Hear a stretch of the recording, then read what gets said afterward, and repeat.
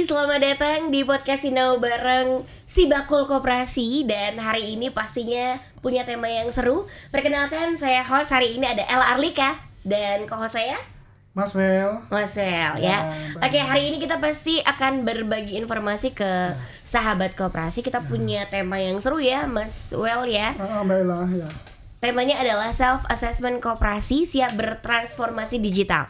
Tapi perkenalkan dulu, kita sudah punya dua narasumber yang akan memberikan informasi mengenai tema yang akan kita bahas. Kita perkenalkan narasumber pertama, ada Bapak Adi Sumunar, adalah CEO aplikasi Satu Aja dan pengurus koperasi Sasuka Online Indonesia. Iya, betul. Selamat apa ya ini ya? Pagi, siang, sore, malam. Selamat apa aja, Mbak? Selamat apa aja? Sehat, Pak? Sehat. Seger kayaknya ya. Ya, puji Tuhan, sehat. Oke. Yang berikutnya narasumber kita yang kedua ada Bapak Purnama Setiawan.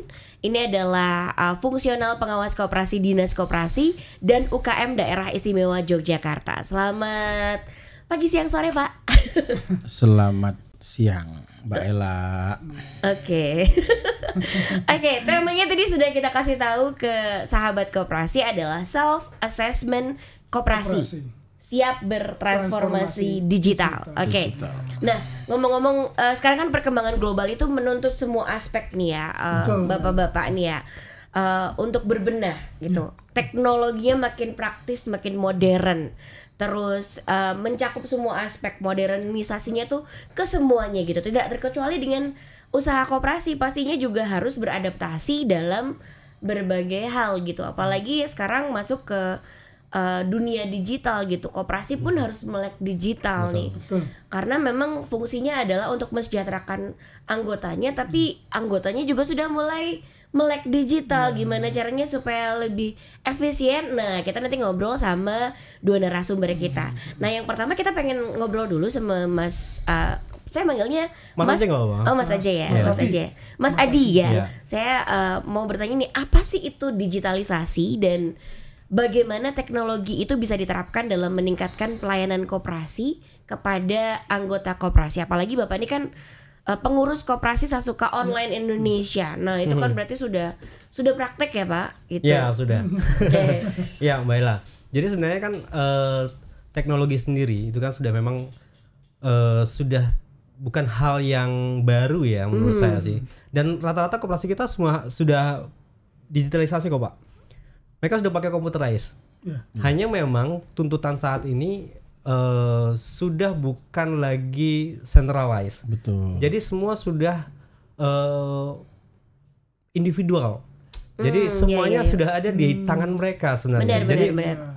Tuntutannya adalah bagaimana koperasi-koperasi ini bisa menyampaikan atau bisa menginformasikan, baik memberikan layanan itu bukan hanya lagi decentralized, bukan hanya di kantornya aja gitu. Harus datang ke sana kayak dulu. Betul, gitu ya. Ya. Nah, ini harus bisa benar-benar melayani 24 jam bahkan.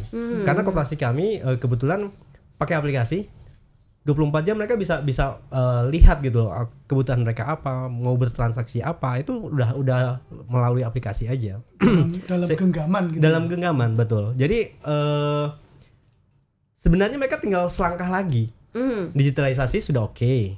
Tinggal bagaimana ini menjadi real time, kemudian bagaimana menjadi online. Nah, itu saja sih tantangannya saat ini. Oke.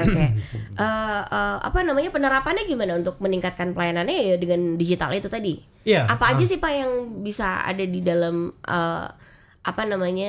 aplikasi digital yang ada di situ? Hampir seluruh aspek kebutuhan koperasi, baik dari unit usahanya, bahkan kalau dari sisi fitur ya, dari sisi fitur yang paling utama pasti akan menampilkan fitur simpanan pokok, simpanan wajib, simpanan sukarela. Itu pasti harus ada. Mereka udah harus tahu berapa sih simpanan sukarela mereka, berapa sih simpanan wajib mereka dari awal mereka bergabung sampai sekarang. Oh, oke. Nah, itu kan terakumulasi sebenarnya. Itu kan simpanan mereka. Nah, itu informasi itu yang sederhana tapi itu bisa menjadi trust lagi gitu ya. Kemudian contoh kebutuhan anggota itu 24 jam loh sebenarnya yang bisa dilayani oleh koperasi. Contoh, listrik mati. Mereka saat ini kemana larinya? Ke perbankan, jasa yang lain. Padahal koperasi juga bisa kan gitu. Nah, di situ juga koperasi punya keuntungan sebenarnya. Kalau mereka menyediakan layanan token listrik lah, token listrik gitu ya. Atau sekarang juga di aplikasi mau pakai ojek online misalnya. Iya. Sebenarnya koperasi-koperasi yang melayani atau bergerak di bidang jasa transportasi itu banyak, ya kan Pak? Iya. Banyak. Betul. Tapi mereka selalu pakainya yang hijau, yang kuning kan gitu. Iya, nah, betul. Yang kalau hijaunya tua sama hijaunya agak muda gitu ya. Nah, kenapa enggak kalau misalnya itu mereka punya layanan gitu ya? Saya agak sedikit promosi boleh ya berarti Pak? Karena koperasi kan, kita kan kayak koperasi di Kosti Solo ya Pak? Iya. Mereka kan sudah, tapi terlambat mereka bertransformasi, mendigitalisasi operasi mereka. Sehingga kami berkolaborasi Pak dengan Kosti. Sehingga nanti kalau teman-teman koperasi yang ada di Jogja main ke Solo, pakai Kosti, itu pakai aplikasi koperasi aja juga bisa terhubung Pak ke sana. Begitu. Karena mereka juga koperasi. Contohnya seperti itu ya. Jadi hampir semua faktor, semua sektor itu bisa dilayani oleh aplikasi. Dari pinjaman mereka nggak perlu datang ke kantor, bisa langsung transfer ya. Mereka bisa mengajukan persyaratannya dari rumah gitu. Fotokopi KTP istri atau istrinya sekalian juga bisa difoto gitu. Nah, tapi bukan pinjol ya, jadi tetap mereka akan datang ke kantor untuk memvalidasi, menyerahkan segala macam. Tapi tetap akan memudahkan, setidaknya 1-2 langkah itu tidak perlu dilakukan hanya untuk melihat kalau saya pinjam 100 juta kira-kira syaratnya apa ya, itu sudah ada di aplikasi, sudah terlihat bagaimana nanti simulasinya. Itu sudah bisa dilihat di aplikasi. Oke. Nah, pertanyaan berikutnya adalah apakah digitalisasi itu bisa meningkatkan efisiensi dan transparansi dalam operasional koperasinya nih Pak? Sangat. Karena ini juga membangun trust ya. Betul, membangun trust. Itu yang tadi saya sampaikan. Kalau misalnya saat ini kan dia nggak tahu nih simpanan sukarela dia berapa. Iya. Setiap bulan dia pasti naruh gitu aja terus. Tapi berapa banyak? Sudah terkumpul berapa? Itu nggak kelihatan. Nah, dengan aplikasi ini terlihat jelas. Bahkan kalau sebenarnya memungkinkan itu bisa terlihat juga misalnya dia punya minimarketnya, ada punya toko misalnya. Mereka belanja berapa banyak. Itu saat ini mungkin kalau bukan dengan teknologi dia nggak akan bisa kecatat tuh. Iya. Siapa yang mau catat hanya keuntungan 1.000 terus nanti dilaporin di akhir tahun gitu. Iya, akhir tahun. Udah catatannya udah di mana kan gitu. Ngitungnya malas, kecil gitu ya. Gitu. Itu tapi dengan teknologi, dengan software tentunya kita tanam 2 ya. Jadi di aplikasinya juga, kemudian di unit usaha itu juga harus ada gitu. Supaya pada saat nanti anggota itu belanja, tinggal sebutkan saja nomor anggotanya. Betul. Gitu. Atau misalnya belanjanya pakai aplikasinya gitu. Bayarnya pakai simpanan sukarela. Pak Adi, ini mungkin langkah awal atau langkah sederhana dari koperasi untuk memulai digitalisasi seperti apa, Pak? Langkah awal, Pak ya. Langkah awal itu ya ini self assessment dulu nih. Harus menilai dirinya sendiri. Sudah layakkah saya melangkah ke digitalisasi? Apakah pertama mereka harus melihat dulu kemampuan ya. Tapi saya rasa menginvestasikan teknologi untuk layanan koperasi itu nggak ada ruginya ya. Tinggal bagaimana sekarang investasi itu bisa BP, bisa balik modal kan gitu, dan bisa bermanfaat. Harus dilihat juga anggotanya itu memang butuh atau tidak. Itu dulu pertama. Kebutuhan ya, Pak. Kebutuhan. Kalau misalnya kebutuhan di anggotanya itu belum ada, ya nggak usah, nggak apa-apa. Kenapa? Karena dengan adanya digitalisasi mungkin akan merubah budaya ya. Ini yang juga agak berat jadinya anggota.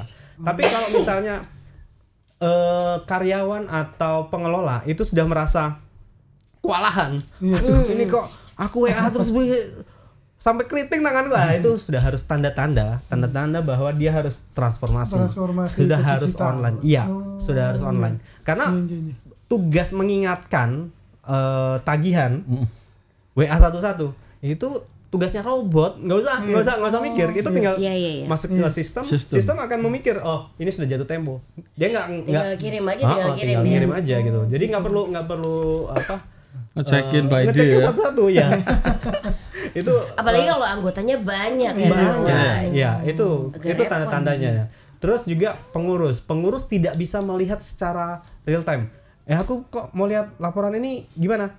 Oh bentar Pak, bentar Bu, saya carikan. itu tanda-tandanya. Jadi ini dari sisi pengurus juga harus bisa melihat ya, menilai dirinya, menilai koperasinya, apakah ini sudah harus mengambil langkah atau bertransformasi ke digital. Gitu Pak. Ini untuk Pak Pur, bagaimana Dinas Koperasi dan UKM DIY melakukan pemetaan kepada koperasi terkait dengan digitalisasi, Pak? Baik Mas Wel. Jadi sehubungan digitalisasi ini ya di koperasi, apalagi kita kalau untuk binaan provinsi kita ada 300 sekian. Salah satunya yaitu dengan platform kita Sibakul itu, kita ada klinik koperasi, kita lihat di situ. Kemudian yang kedua melalui pendampingan, kita salah satunya kita ada semacam pemeriksaan kesehatan. Nah dari situ kita bisa lihat apakah koperasi yang kita datangi, yang teman-teman datangi itu sudah melakukan digitalisasi itu sampai di mana? Apa hanya mungkin biasanya di laporan keuangan ya Pak biasanya Pak ya, atau dari hulu ke hilir, misalnya dari absen pun sudah fingerprint dan lain-lain. Itu jadi nanti evaluasi di kita melalui teman-teman yang turun ke lapangan. Jadi salah satunya untuk pemetaan terkait digitalisasi di koperasi binaan kita itu seperti itu. Apakah wajib untuk koperasi itu digitalisasi, Pak? Saya rasa wajib ya Mas ya, karena untuk mengikuti perkembangan era sekarang ini, kemudian bentuk pelayanan, karena kita tahu digitalisasi itu adalah tools ya, tools untuk memudahkan dalam pelayanan terhadap anggota. Kalau untuk koperasi simpan pinjam, karena memang anggota tidak boleh melayani di luar anggota. Tapi untuk selain itu pelayanan terhadap masyarakat umum kan bisa, termasuk konsumen, produsen, jasa dan lainnya. Nah itu sangat perlu. Apalagi terkait jasa seperti yang Pak Adi sampaikan, koperasi yang di Solo tadi Pak ya. Nah itu kan jasa, jadi kan aplikasi sangat amat diperlukan. Jadi seperti itu. Dan seperti Pak Adi sampaikan tadi itu faktor kebutuhan. Jadi masing-masing koperasi juga kebutuhannya apa sih? Karena tiap koperasi berbeda, simpan pinjam juga kebutuhannya berbeda, dan 4 jenis koperasi yang lain pun pasti kebutuhannya berbeda. Artinya semua digitalisasi bisa dilakukan bertahap oleh koperasi sesuai dengan kebutuhannya. Sesuai kebutuhan dan juga pasti dengan bertahap pasti akan peningkatan SDM juga jadi terkait garis lurus terkait kompetensi SDM dan juga kebutuhannya terkait digital tadi. Oke. Kita ke Pak Adi lagi nih, Pak. Teknologi baru apa yang berpotensi mempengaruhi koperasi di masa depan? Teknologi apa? Iya. AI. Wow, maksudnya Pak? Iya. Oh ya? Saat ini masih wow ya. Tapi itu sudah kami terapkan. Oke. Kami sudah terapkan. Tapi nanti itu mengurangin SDM loh, Pak. Oh enggak ya? Robot AI itu untuk mikir ya, tetapi tetap kalau misalnya dia disuruh jalan kan nggak bisa robot. Iya, oke. Kan tetap ada mobilisasi di sana. Itulah yang nanti jadi manusia tetap di handle oleh manusia. Contoh gini, kita sudah terapkan AI di software kami ya. Salah satunya itu iPOS, point of sales. Jadi pada saat untuk menganalisa barang apa yang harus dibeli, berapa jumlahnya, itu sudah robot yang mikirin. Jadi AI yang mikirin. Berarti tinggal masukin rumus, nanti dia akan keluar sendiri gitu. Iya, kita nggak usah pakai sudah dimasukin oleh teman-teman IT kan. Jadi kita tinggal milih produk Rinso misalnya. Dia sudah akan tahu, oh saya sekarang di bulan Juli nih. Pesannya 10 aja. Nggak perlu 1 box atau 1 karton. Kenapa? Juli ini dia akan melihat riwayat-riwayat tertentu. Oh iya, rekod riwayatnya. Betul. Oh di bulan Juli itu ternyata kebutuhan di tahun lalu nggak sebanyak itu. 10 aja udah cukup. Kenapa? Habis kok di bulan ke depan. Itu dia sudah mikir sampai sana. Berarti based to data ya berarti. Based to data, Pak. Jadi bahkan time juga, waktu. Jadi kalau misalnya dia tahu Juli ini ternyata mahasiswanya libur, banyak yang nggak belanja, itu dia sampai tahu. Oh gitu. ya. Ya. Jadi ya memang AI ini kita harus ada mesin learningnya ya. Kita ngajarin dia, kita ngajarin. Nah, lama-lama dengan data yang banyak ini, dia jadi pintar. Dia bisa thinking sendiri, mikir sendiri.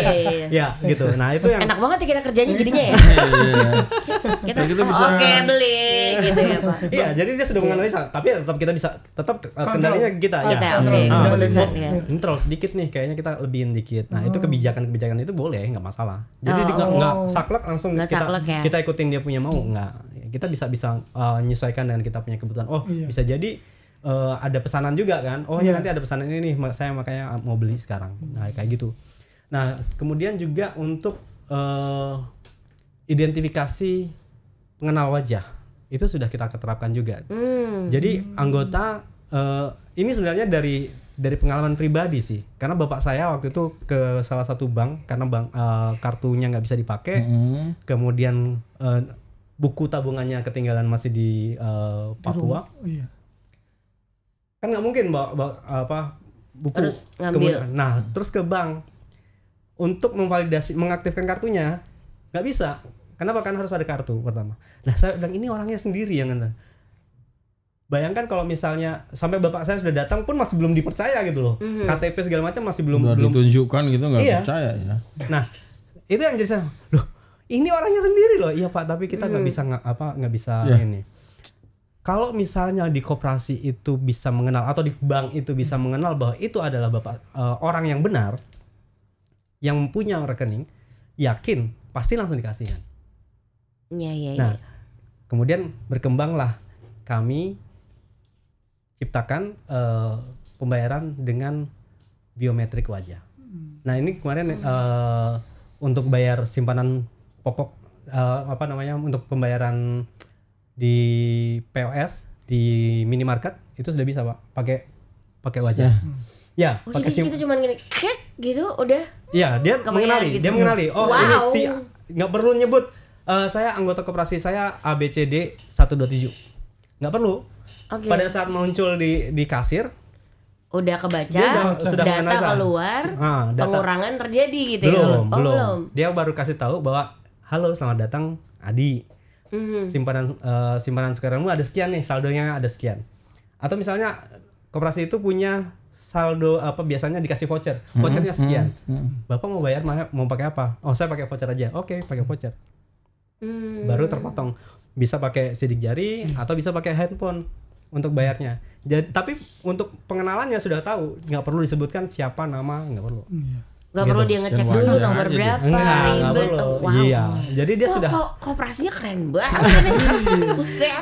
Iya, jadi ala itu ya minimarket itu ya. Iya, ngalahin Mission Impossible. Dan ini sudah dipakai bukan hanya koperasi kami, koperasi Mas mungkin pernah ke atas ya ke Afkaruna ya Pak. Oh iya. Ya itu sudah pakai. Sudah pakai juga. Ya, yang di Solo itu di Pondok Pesantren As-Salam. Pondok pesantren. Ya, pondok pesantren. Karena kasusnya sama, kasusnya unik. Di pondok pesantren itu mereka sudah cashless sebenarnya. Betul. Pak Bur. Mereka pakai kartu. Dilalah kartunya itu kan bisa tap aja siapa yang pegang kartu dia betul, gitu. Betul. Nah, diambil dicolong gitu. Iya, betul. Kasusnya adalah anak-anak suka nakal. Iya, iseng kan? Betul. Nah, orang tuanya, "Loh, kamu kok belanja banyak banget 2 juta?" Hah? Wow. Enggak kok. Ternyata kartunya iya benar ada di situ, tapi bukan kartunya dia. Oh. Gitu. Nah, disalahgunakan. Sehingga kalau wajah kan nggak mungkin kan bayar. Ya, oleh sebab itu kita pakai wajah sebagai pengenal dan PIN atau aplikasi atau sidik jari itu yang sebagai approvalnya. Oke. Kalau digital itu kan memudahkan kita untuk melakukan berbagai transaksi atau apapun itu gitu Pak. Gimana aplikasi atau platform digital ini tuh bisa kita gunakan untuk berinteraksi dengan anggota lain. Karena kan kalau kita semakin tidak sering bertemu, bisa jadi kan ya kenal nih sama orang-orang yang ada anggota koperasinya kah, atau siapapun itu. Nah ini gimana caranya Pak? Ya, jadi di aplikasi kita juga ada namanya chat, fitur chat. Chatting betul. Bisa chatting ke CS, ke koperasi, atau chatting ke sesama teman, sesama anggota. Tapi memang kita nggak di situ, kita meminimalisir. Sekarang nomor HP ini sudah menurut saya menjadi hal privasi ya. Jadi kita sudah menggunakan kode. Kita sebutnya kode SS. Jadi semua aplikasi atau koperasi-koperasi nanti itu dia sudah nggak nyebut lagi nama, nomor handphone itu nggak perlu disebutkan. Cukup kode saja untuk mengetahui siapa sih dia gitu. Itu nama dan nomor handphone segala macam sudah kita nggak pakai nomor itu untuk interaksi. Kemudian kalau misalnya saya punya jualan nih, anggota punya jualan, mereka nggak perlu pakai platform lain, pakai platform koperasi juga bisa. Gitu. Mereka cukup jualan, misalnya jualannya makanan gitu, ya tinggal di-upload, buat buka warung gitu, warung. Titiknya di mana, buka jam berapa sampai jam berapa, diatur, foto produknya, upload. Maka dari semua koperasi-koperasi yang pakai aplikasi platform dari di software kami, itu semua bisa lihat. Ada yang di Bali, produknya bisa lihat di Jogja bisa lihat di punya produk Kalimantan. Seperti itu. Oke. Jadi lebih enak ya untuk transaksi juga bisa langsung. Betul. Kita juga bisa mendapatkan variasi produk lebih banyak dari orang-orang yang mungkin berada jadi anggota dari koperasi tersebut lain, gitu ya. Jadi lebih saling mensejahterakan malah ya. Betul. Dan itu kolaborasi antar koperasi yang kami bangun. Kolaborasi antar koperasi. Jadi koperasi cukup bergabung jadi di DCN, Digital Cooperative Network. Di sana koperasi jasa menawarkan jasanya, koperasi konsumen membelanjakan apa yang ditawarkan, dan semuanya bisa mengakses. Jaringan. Sendiri Pak ya, jaringan. Berarti itu semacam jaminan media promosi dong ya Betul. Pak? Ya, setidaknya walaupun mereka mungkin anggotanya hanya 100, tapi pada saat dia masukkan produknya di aplikasi mereka, koperasi ada 100 mereka, orang yang tahu. Bukan hanya 100. Koperasi di contoh di Kosut Gama ada 9.000 orang yang akan tahu produknya. Yang akan tahu, yang melihat. Betul. Ada koperasi di Bali, koperasi Lunas itu ada 100 orang. Di Kalimantan jadinya banyak. Jadi walaupun anggota kita hanya 100 orang kita upload di sini, tapi yang melihat bisa lebih dari itu. Koperasi kami ada 3.000 orang bisa melihat gitu. Efisien informasinya ya. Betul. Pak. Dan ini yang tidak terpublis misalnya di media ya Mbak Ella ya. Kalau kita lihat di media kan isinya negatif aja koperasi itu kan.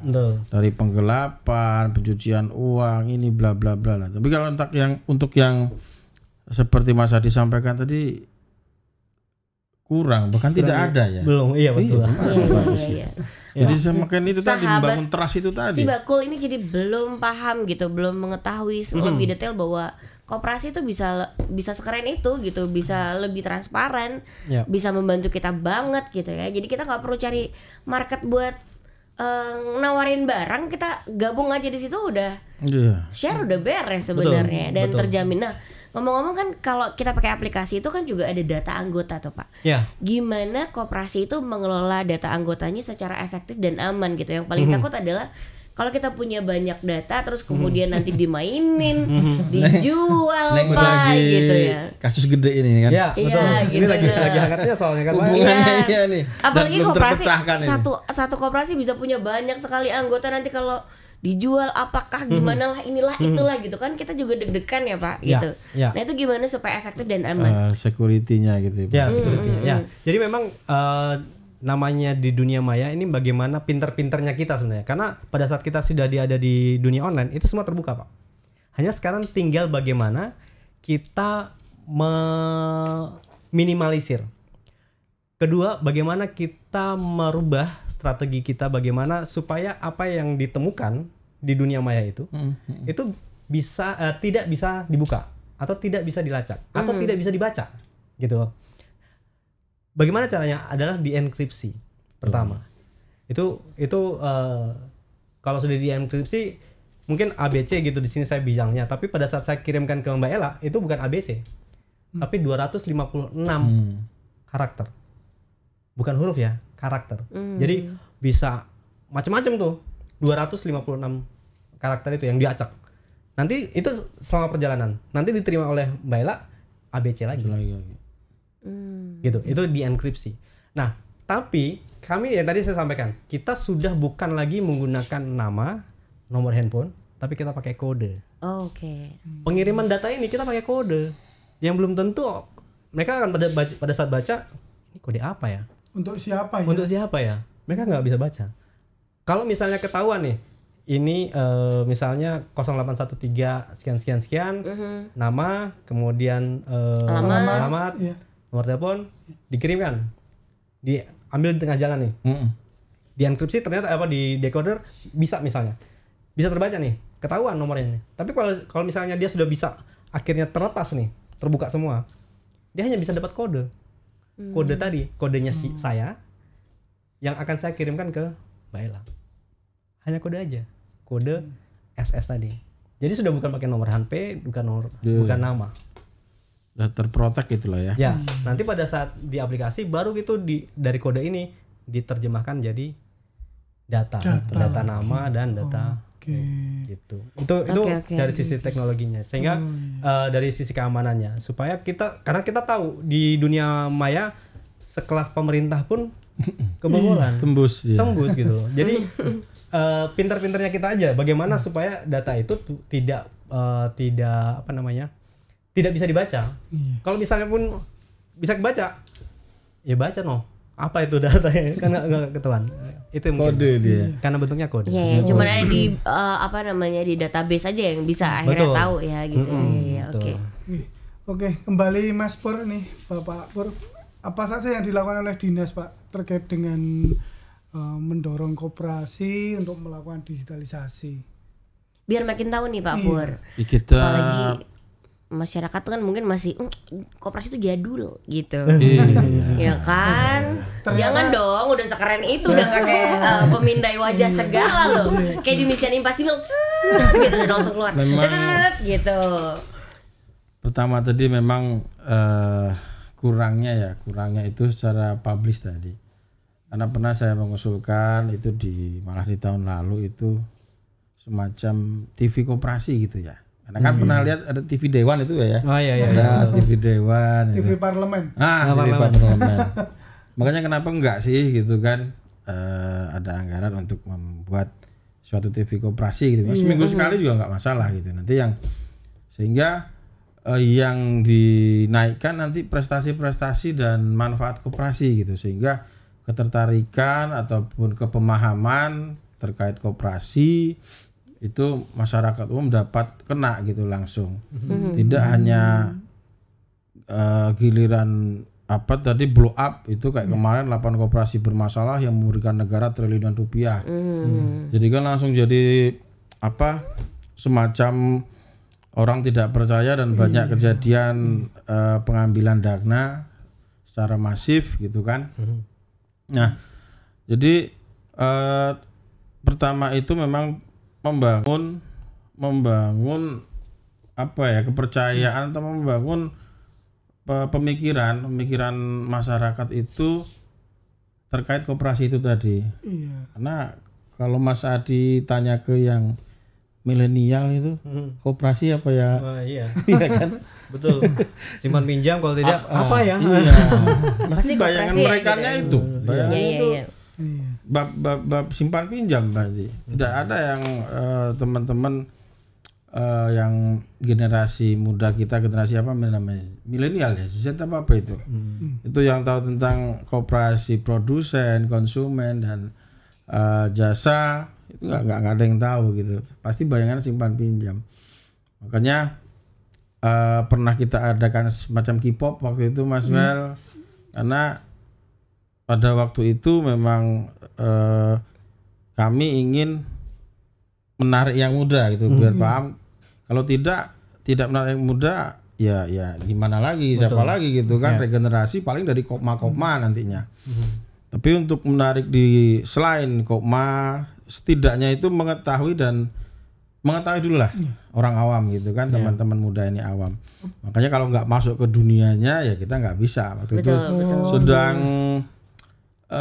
hot-hotnya waktu itu kan tarian K-pop waktu itu 2022 ya.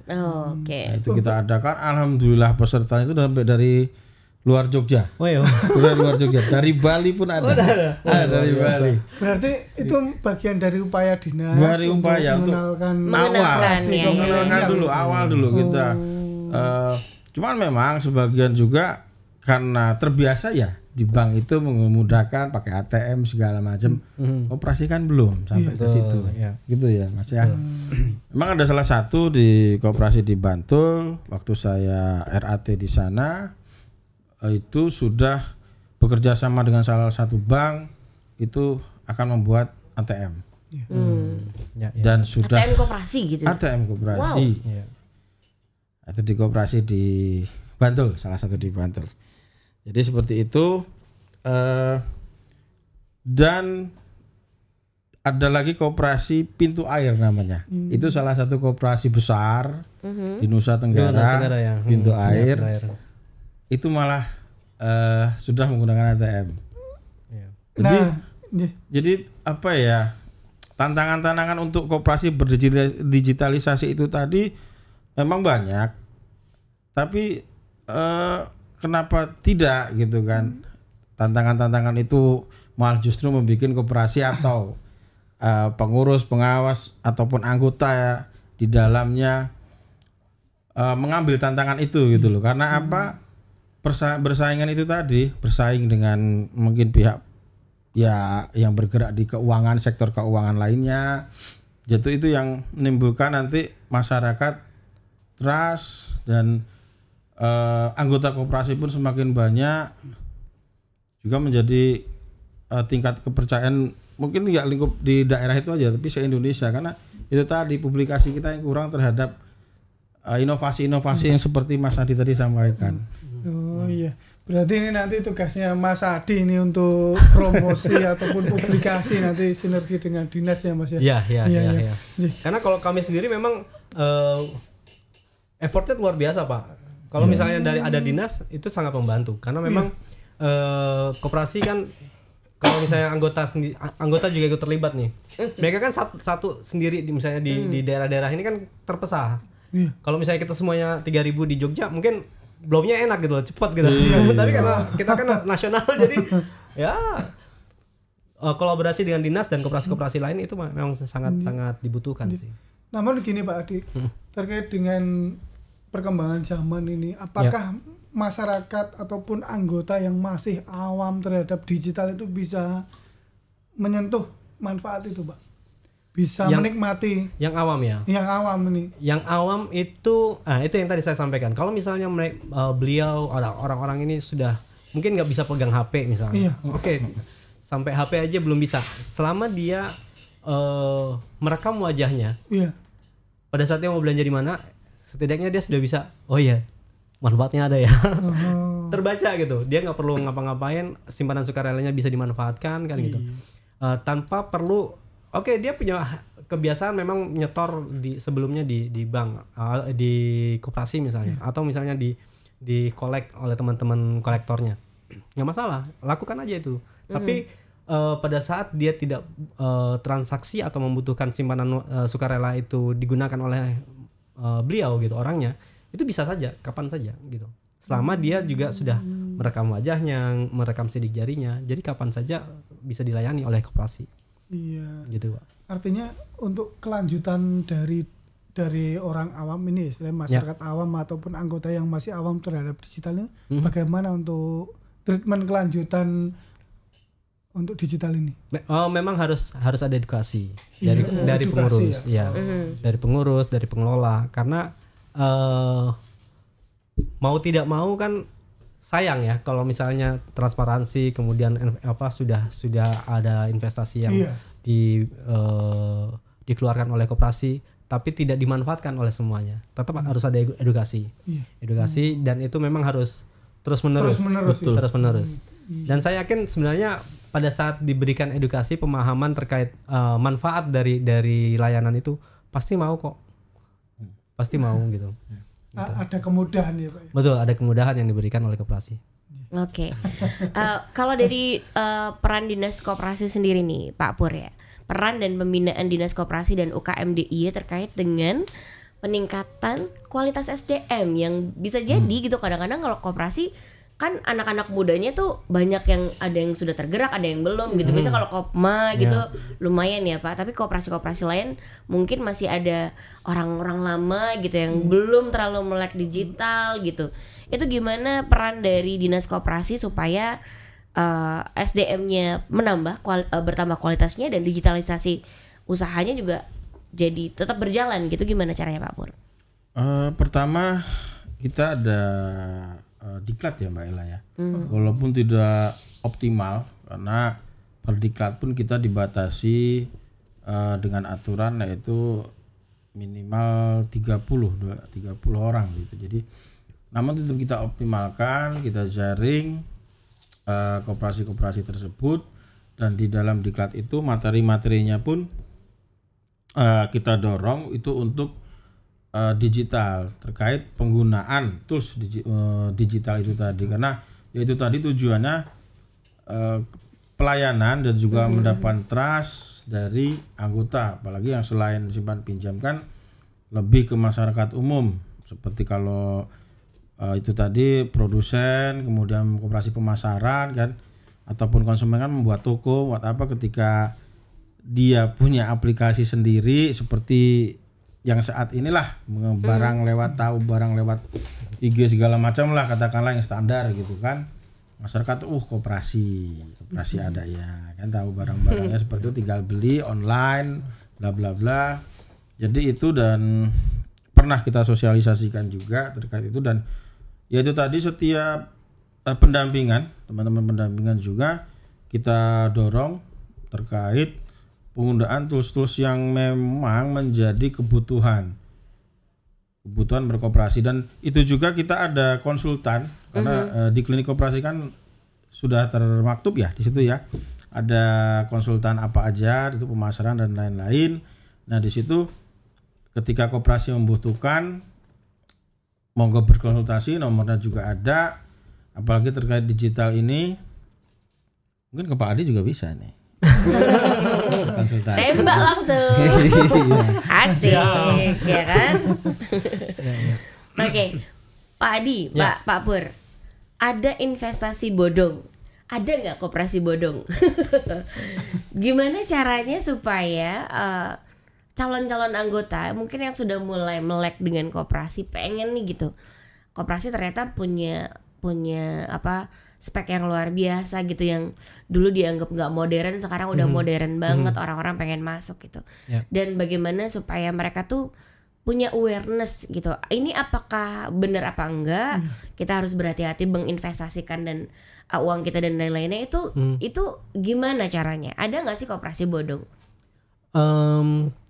Kalau dibilang ada atau tidak, mungkin dinas yang nanti bisa tahu. Dan Pak Pur yang cerita. Nah, iya betul, Pak Pur yang bisa menjawab. Kalau saya lebih kepada niatannya, pengurusnya. Kalau pada saat memang saya sih berhati-hati sekali. Ini tools atau software yang kami ciptakan ini seperti pedang, bisa dipakai untuk kebaikan, bisa dipakai untuk kejahatan kan gitu. Nah, kami juga banyak sekali yang memang mengkontak kami, kemudian mau menggunakan aplikasi kami pertama harus ngelihat dulu nih, apakah benar mereka berbadan hukum koperasi. Betul. Jadi kita profiling dulu. Ada Betul. yang mau beli dan nggak bermasalah dengan nilai investasinya ya, dari nilai softwarenya. Tapi pada saat kita gali, kok kayak gini ya, untuk bunganya, kemudian memang mereka bilang baru mau, rata-rata begitu Pak, baru mau pakai. Oke. Tapi dia sudah, kita kan gali, wah ini gila nih bunganya tinggi banget, kemudian harian, wah ini siapa pinjol nih iya, gitu ya Pak. Kayak gitu kita sudah mulai membatasin diri. Jadi memang kembali lagi ya kepada niatannya, kepada juga ke pengurusnya. apakah memang mereka mau buat ini untuk tujuan yang baik, tidak baik gitu ya, atau memang untuk ya itu kembali lagi sih karena kami hanya bisa paling melihat dari sisi itu. Setelah itu ya memang kita nggak punya wewenang lagi ya, pada saat mereka sudah pakai ya udah pakai gitu aja. Gitu sih Mbak Ella. Oke, kalau dari Pak Pur gimana? Ada nggak sih koperasi bodong dan gimana caranya Dinas Koperasi dan UKM DIY itu mensosialisasikan ke masyarakat gitu ya untuk lebih berhati-hati dalam naruh investasinya? Baik, kalau untuk koperasi bodong banyak Mbak Ella. Oh ya? Banyak. Oke. Memang badan hukumnya koperasi karena lebih mudah daripada badan hukum PT, dia harus OJK dan lain-lain pengawasan. Ya. Dengan modal seberapa banyak. Nah ini kalau untuk koperasi kan niatannya memang jelek seperti yang dilakukan Pak Adi tadi, mudah gitu, hanya 9 orang, modal sekian. Kalau dulu ya sebelum aturan 8/2023 ya Mas Wel ya, itu tingkat kabupaten kota hanya 15 juta, provinsi 75 juta. Nah, itu dengan 9 orang sangatlah mudah dan kemudian bergeraknya secara rentenir dan itu banyak. Banyak sekali dan kita sudah menemui, saya bahkan sudah ke sana dan memang benar adanya gitu. Karena apa? Ketika saya ke sana, dilalah ada tukang somai juga yang ke sana dan satu anggota lagi. Terus Bapak beli? Beli. Oh, beli. Okay. Sambil nanya-nanya.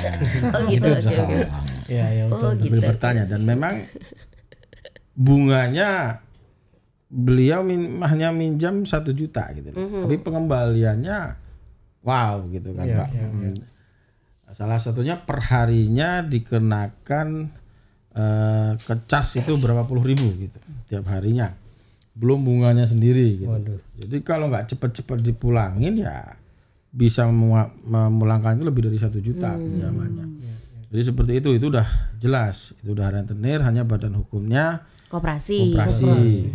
Kemudian juga kalau Mas Hadi juga Perso yang Indosurya. Oh ya. Itu yang mengumpulkan dana sampai 100 sekian triliun dengan 23.000 anggota, katakanlah anggota. Wow. Okay. Dan itu adalah kalau kami bilang ya koperasi bodong juga. Karena apa? Cabangnya di 119 daerah di Indonesia itu kementerian pun tidak tahu. Oh iya, nggak pernah RAT dan lainnya. Jadi tidak pernah melaporkan itu ke kementerian. Hanya akhirnya ketika para anggota katakanlah atau nasabah ya atau non anggota ingin menarik dana dan itu tidak keluar gitu. Makanya ternyata uangnya dilarikan dan ini sudah pidana ya. Sudah masuk ke pidana dan sudah ditahan. Cuman yang pertanyaannya apakah uang anggota itu kembali gitu loh. Nah, makanya kan ini tahapannya kan nanti ada penundaan kewajiban utang itu PKPU dan juga nanti ketika PKPU tidak sampai pada akhirnya 275 hari tidak sampai berlangsung tidak sampai selesai itu nanti pilot. Dan pilot yang jadi pertanyaan juga apakah dengan menjual aset-aset itu oleh kurator itu apakah mampu menutupi 23.000 itu yang macam-macam di atas 1 miliar rata-rata. Sejahtera Bersama juga seperti itu, tapi Sejahtera Bersama memang koperasi, koperasi sih. Karena pun dapat penghargaan dari Presiden Jokowi waktu itu. Sejahtera Bersama setelah mendapatkan penghargaan dia collab. Jadi seperti itu dan anggotanya banyak di Jogja ini. Oh ya banyak ya. Banyak dan sudah beberapa juga datang ke dinas untuk. Cuma kan Sejahtera Bersama itu udah sampai tahapan PKPU sampai tahun 2025. Ketika tidak bisa mengembalikan, nah itu bisa dikatakan pilot nantinya. Nah yang ditunggu oleh anggota itu kan sebenarnya bukan masalah dia ditahan atau enggak, uang kami itu bisa kembali atau tidak. Gitu. Iya betul sekali. Itu Sejahtera Bersama itu koperasi, namun ke Indosurya itu memang koperasi bisa dikatakan koperasi bodong. Apakah ada data-data gitu yang bisa kita lihat di Dinas Koperasi untuk misalnya saya mau masuk koperasi A gitu, terus saya kemudian Mbak Ela coba cek awal ya, itu di NIK ya, nik.depkop.go.id. Nah itu terlihat koperasinya, berbadan hukumnya apa, dari tahun berapa, pengurusnya siapa, primer atau sekunder, terus pergerakannya apa, dia simpan pinjam. Nah, itu setiap saya RAT, setiap saya rapat anggota tahunan ketika mewakili dinas, pasti saya sampaikan ke anggota. Karena banyak penipuan yang menyasar ke pasar-pasar, itu yang ini juga sudah ditangani Polda, itu banyaknya menyasar ke pasar. Ini kalau yang kita jumpai itu di Keranggan, Pundong, Gamping, ada berapa pasar lagi saya lupa.